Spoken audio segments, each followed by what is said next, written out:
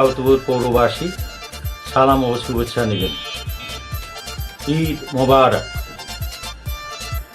আগামীতে barrister A K M. Kamruzzaman ভাইয়ের নেতৃত্বে আমাদের বিএনপির চেয়ারম্যান, বাংলাদেশ গণপ্রজাতন্ত্রী বাংলাদেশ সরকারের মাননীয় প্রধানমন্ত্রী তারেক রহমানের হাতকে শক্তিশালী করার জন্য পাউতুপুর পৌরবাসীকে সকল দ্বিধা ও দ্বন্দ্ব ভুলে গিয়ে কাঁধে কাঁধ মিলিয়ে নতুন বিএনপি গঠনের লক্ষ্যে এই আহ্বান রেখে আমি আসন্ন পবিত্র ঈদুল ফিতর উপলক্ষে জানাই সবাইকে রক্তিম ভালোবাসা।